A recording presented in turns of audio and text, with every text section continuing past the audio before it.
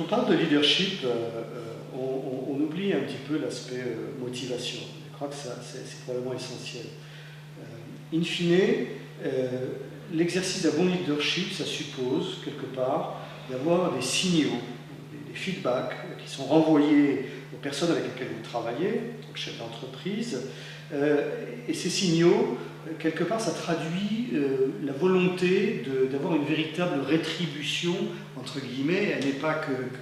qu'en espèce sonnante et trébuchante, hein. C'est une véritable rétribution, une véritable reconnaissance de l'effort et je veux dire, des expertises qui sont mises en jeu pour atteindre un objectif à partir d'actions bien précises. Je dis à partir du moment où vous voulez motiver les collaborateurs, il faut absolument qu'il y ait ce retour d'ascenseur. Alors, pour quelque part réaliser des objectifs que vous êtes définis par rapport à une vision bien précise et un objectif à atteindre au sein de votre start-up, vous êtes en droit également de demander, je dis bien de demander, hein, il y a l'aspect rétribution et l'aspect demande, de demander à vos collaborateurs non seulement d'être compétents, c'est la règle, de prendre des initiatives dans le cadre des missions qui leur sont imparties, et puis quelque part d'être attachés aux valeurs de l'entreprise dans laquelle ils sont et que vous dirigez avec eux en équipe. Donc il y a bien un mouvement de balancier entre d'une part rétribution d'efforts, reconnaissance des compétences, etc., et puis de l'autre, exigence justement d'une conduite correcte de ces compétences, d'une mise à disposition d'expertise bien précise, et puis d'une exportation, d'une respiration des valeurs de l'entreprise à l'extérieur même de celle-ci. Mais pour parvenir à ça, il faut également être en situation d'écoute. D'un côté, vous rétribuez, de l'autre, vous demandez, et au milieu, vous êtes en écoute.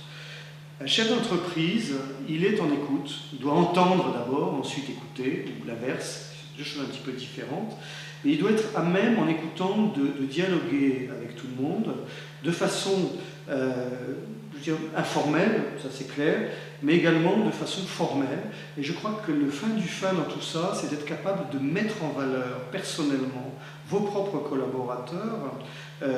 non pas de façon systématique et appuyée, et j'allais dire de façon artificielle, loin de là. Je pense que c'est une grosse erreur à ne pas commettre, mais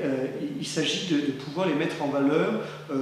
au travers de l'encouragement, au travers de la reconnaissance de quelque chose qui a été bien fait, de quelque chose qui ressort sur la capacité d'une équipe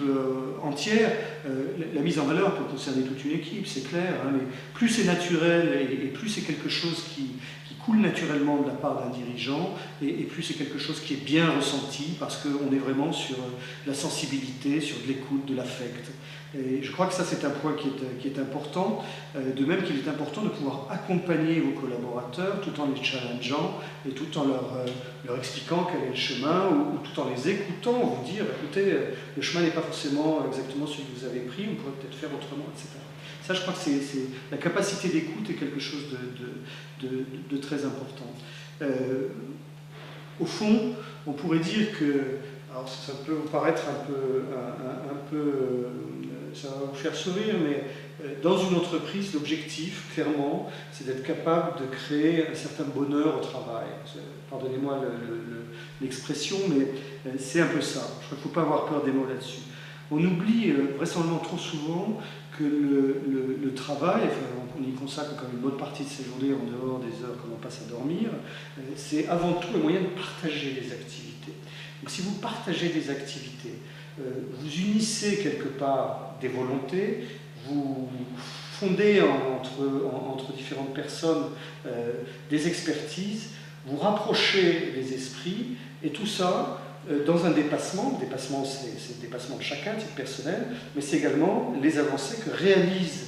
votre start-up dans son développement, dans sa croissance, dans la capacité à gagner des contrats, dans la capacité à monter son audience, dans la capacité à lever des fonds, etc. Donc tout ça est lié, mais je pense qu'au-delà de ce dépassement, il est important que ça se passe vraiment naturellement, et que derrière, on est toujours en sous-jacent, en support,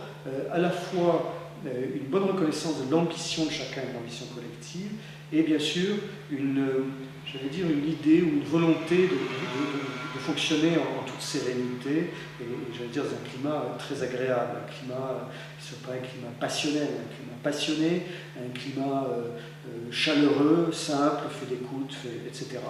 C'est ça qu'il faut arriver à créer, d'autant plus que lorsque vous êtes dans une start-up, vous le savez bien, les occasions de se frictionner, les occasions d'être énervé, les occasions de connaître des hauts et des bas sont nombreuses, donc il faut, comme dit l'autre, être assez accroché, surtout lorsque vous avez à montrer l'exemplarité en tant que chef d'entreprise, en dirigeant votre start-up. Alors ça veut dire quelque part qu'il faut être vraisemblablement doté d'une bonne dose de leadership pour que les choses fonctionnent bien, mais avant tout, il est indispensable d'être extrêmement optimiste.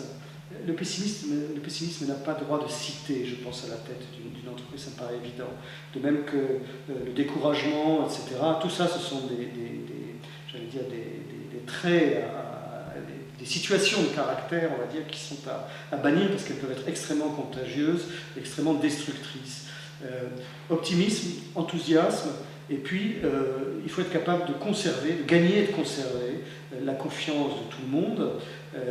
Tout ça dans le respect, on va dire, qui provient au fond de votre présence naturelle, votre autorité naturelle, la confiance que vous dégagez, et sans oublier, bien sûr, les compétences qui vont avec. Je crois qu'il y a une question de reflet, d'image, de miroir qui est très importante quand on parle de leadership et de motivation au sein d'une start-up. Alors ça veut dire aussi un certain nombre d'obligations, d'exigences pour le dirigeant. Il faut avoir évidemment une solide confiance en soi qui transpire très positivement, une énergie qui soit suffisamment contagieuse pour que vous puissiez très clairement, bien sûr, mettre les forces et les personnes en mouvement, et puis tirer parti de toutes les opportunités, vous-même et votre équipe, toutes les opportunités qui vont se présenter à votre start-up. Et l'objectif, c'est de faire ça dans le cadre d'une gestion qui soit à la fois clairvoyante et relativement pointue des risques qui se présentent à vous et qui, quelque part, jalonnent en permanence la mise en œuvre de votre mission et tout simplement l'exécution d'une stratégie en action qui est celle que vous définissez et que vous essayez d'impulser positivement auprès de vos collaborateurs.